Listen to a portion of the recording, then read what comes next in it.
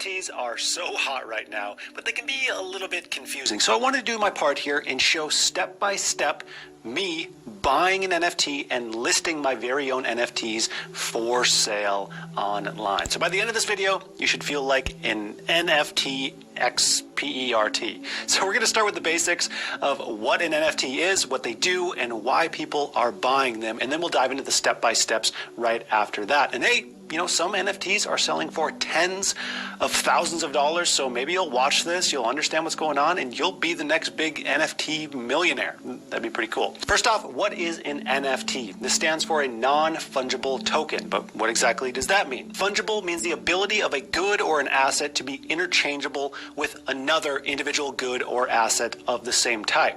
So an asset that is fungible is the best kind of asset to use in commerce. The prime example of a fungible asset is cash. If someone gave you a $100 bill and you gave them back 5 20s, no one loses, no one gains anything because cash is fungible. The same thing would be true if you gave me an ounce of gold and I gave you back a different ounce of gold. They're both worth the same. They are interchangeable for one another. Now, a non-fungible asset is one that cannot be substituted identically for another asset. So if me and you were to trade cars, even if the car was the same model and year, it would not be fungible because one of us could have a manufacturer defect, or maybe yours rides a little bit better, but the gas in your car, that would be fungible because it's interchangeable. Other more traditional non-fungible assets include real estate, artwork, and now encrypted digital tokens, aka NFTs. Now the word token in the case of non-fungible tokens refers to a digital certificate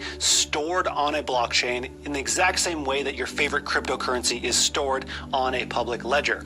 So an NFT is a digital asset that can't be substituted for any other digital asset, and it's publicly verifiable. Now you might be thinking, why would I pay $100 or $1 million for something that I could literally just screenshot and have for free in my phone? And that's a great question. It really comes down to the verifiable ownership, collections, and social status. So just like most expensive things, they're generally purchased in some way as a status symbol. And then as everything is turning more and more to the online world, it's just a natural extension for people to want status in this world that they live in, the digital world where we spend most of our time, frankly. So this is why we're seeing expensive NFTs being used as profile pictures on social media, because it's just status. It's social status in the online world.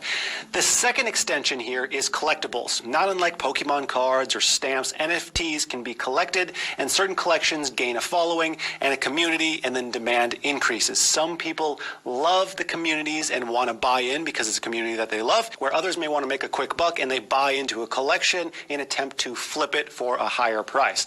Now this is a very, very new industry, and most projects will become worthless, but a small percentage will be around for the long haul, whether you like this concept, whether you agree with it or not. And either way, it's important to understand how NFTs are purchased and how they're sold. So I'm going to show you how to do both of those step by step, including listing some of my very own drawings on an NFT marketplace as a fun experiment here. Also, as a side note, I spent a lot of money on this video in Ethereum gas fees. So if you wouldn't mind hitting the like button and the subscribe button in here, I would be forever grateful, because I am never going to financially recover from this.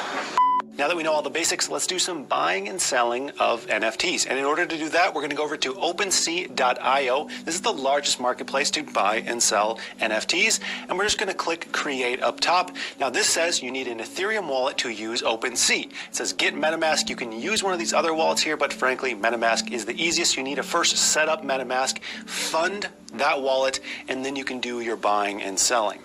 So we need to first get MetaMask. So you install this to Chrome. Add to Chrome, add extension. All right, now we click Get Started, and we're going to create a wallet. We're going to click I agree, and you need a good password here. All right, agree to the terms of use. Here's a video telling us about the recovery phrase. And this is the recovery phrase. Now you need to note this down, or you can just click remind me later and they'll tell you about it later. But when you do take a look at it, make sure you keep that somewhere secure, preferably offline, and somewhere super safe that you're not going to lose it and someone else isn't going to find it. You need that. Just jot that down. Keep it somewhere very, very safe. Now we need to get money into our MetaMask wallet. And in order to do that, we're going to copy our address up top here. And then I'm going to go over to my exchange that is holding my Ethereum. We have to use Ethereum in this case. And then we're going to transfer that Ethereum over. Now, I use KuCoin. If you are looking for an exchange or you want one that offers tons of cool features like lending and staking, all sorts of stuff, go ahead and check out KuCoin. That'll be linked down below. If you use that link, you'll save some money on trading fees. But if you're using something like Coinbase or Binance, it's going to be very similar. You're just going to have to withdraw the money from your account onto your MetaMask wallet. So we're going to do it on KuCoin here. So we're going to go over to our Ethereum, paste in our wallet address, choose the network, the amount that we want to withdraw. I'm going to withdraw about 400 bucks worth. Remark, we're just going to say, buy an art, and click confirm. And there we go. So this will take anywhere from a couple minutes all the way up to potentially 30 minutes to go through. It does vary a little bit, but just keep an eye on your MetaMask wallet and it'll pop up there. So for me, it only took a couple seconds and it's in our MetaMask wallet here. Now it's time to buy some art. Now we're back over to OpenSea. We're going to click sign in. We're signing in to MetaMask. Here we have our account.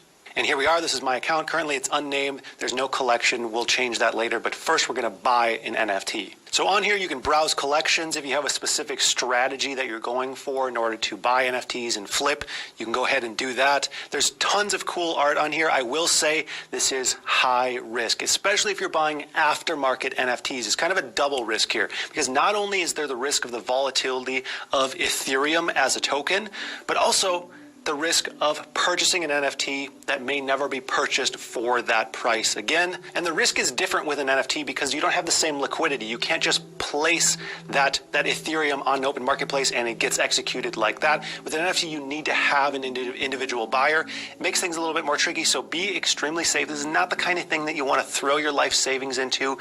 Just be extremely careful. This is very speculative. So I did some browsing and I came across this collection that really stood out to me. It's the Lucha Libre Knockout. I don't know, they got bold colors, cool characters, but mostly it stood out to me because I came across this character, which I'm coining, I'm calling this guy High Max on Halloween because it looks like me if I was like, I don't know, I'm imagining me like baked wearing every single Halloween costume possible.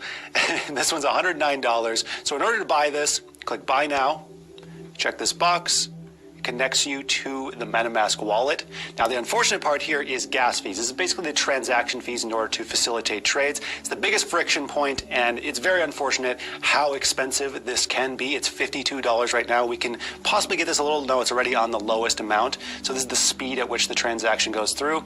Just bumped up as I was talking. So this should completely be mitigated or far lower once Ethereum 2.0 comes out and it's a proof of stake system. Unfortunately, Ethereum is the primary method in order to purchase these. If it was ADA, it would be cheaper, but this is kind of all we have. So I'm going to go ahead and make this purchase here. The gas fees are 57 bucks. The total purchase is $167. We'll click confirm here. It's processing. And there we go. It's complete. I am now the proud owner of Lucha Libre Knockout number 1687, coined in the name High Max. And now let's cover how to create an NFT and sell it on this marketplace. So we're going to go to the Create tab up top here. And this is where you can actually upload any kind of file type you want, JPEG, PNG, this could be a video, this could be an audio file, whatever you're trying to mint as an NFT and then sell on the marketplace. So in my case, I have all sorts of drawings that I've made for previous videos that I'm a fan of. So I thought, you know what, I'll just throw them on OpenSea as NFTs and we'll just see what happens. At least it's kind of a fun experiment. So the first one that we're going to upload is smart contract. Little drawing I made of a smart contract. All right, so we filled out the descriptions for the smart contract NFT. We're going to click create. You've just created very smart contract. Now we're going to click sell up top here. So with this, I decided to go with the auction style bidding, and then I did a very low minimum bid because I just think it'd be cool for this to sell. And then I did the reserve price. I just bumped that up because, hey, if people want to bid this thing up, that's totally fine with me. And one note here, 2.5% always goes to OpenSea, and of course there's always gas fees. Now there's just fee after fee when you're first starting out and you're first listing NFTs. I guess classic, you got to spend money to make money.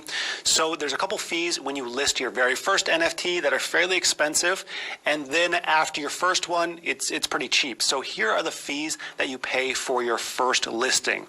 So if this is your first time selling an NFT, you need to complete 2 one-time transactions. First one to initialize your account for making orders, which only needs to be done once for your account, and second to allow OpenSea access to your item, basically within your wallet. So we'll see here when I click post your listing, there's going to be another fee. And we can see here the gas fees are quite high again, but I'm just going to bite the bullet and do this. Do it for the content. So make sure you hit that like button. We'll click confirm here. Oh, it just went down a couple. We're just going to go ahead and confirm. It initializes the wallet. And again, you only have to do this big transaction on the first time. It's unfortunately their way. The lowest I've ever seen is like $65 for that first transaction. The highest I've ever heard of is like $450. Usually if you just wait a little bit, you can at least get it slightly lower. But depending on the day and what's going on in the network, it can be pretty expensive. So we just got this notification. I'm going to go ahead and click confirm here. The item is now listed for sale. I'll have this link down in the description if you want to take a look at it, but let's go ahead and add some more listings here. This is my coin place drawing. It's like my illustrative version of a centralized exchange. There we go. On the second one, as you can see, there was no fee here. We love to see that. Here's my terrible self-portrait. I call him Thumb Max. Here's my favorite piece of art of them all. This is the signature Max Bucks. I'm gonna have to list this one for hire. So here we have it, the full collection. We got the handhold and cash, the blockchain wallet, Bitcoin, the Ethereum coin, Max Bucks, Thumb Max, you name it. It's here on this collection, folks. Go ahead and click the link for this and click around on it a little bit. But yeah, this was a fun experiment. I don't mind. I mean, I already had these drawings. It's like might as well just throw them up and list them as an NFT. So that's gonna do it for today. I'd like to thank you so much for watching, and I hope you have a profitable day.